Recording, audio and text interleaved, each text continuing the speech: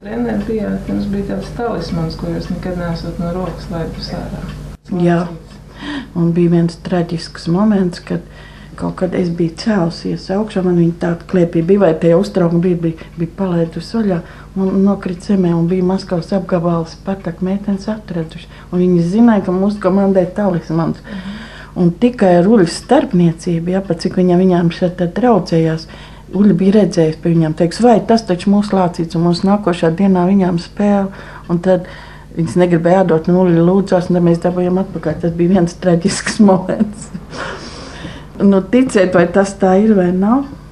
Spēcīgi, man liekas, tā ticēšana. Es zinu, ka brauc un dziedājums, dziesmas. Jā, un rokas spiediens pirms spēles vienmēr bija. Nu, kaut kā es arī ticēju visam tam lācītim. Nu, es nodevu tālāk, es gāju projām, bet kur viņš pazud, es nezinu.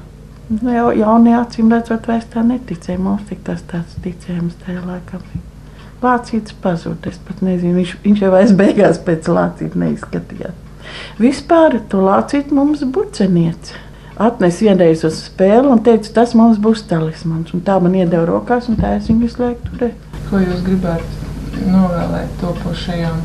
Nu, es domāju, ka ja meitenes grib nokļūt te komandā, un tās, kas ir, un ja viņas tiešām grib spēlēt, kad ir daudz jātrenējas, daudz jādomā un no daudz kā jāatsakās, kas tajā brīdī varbūt liekas tāds kārdinošāks.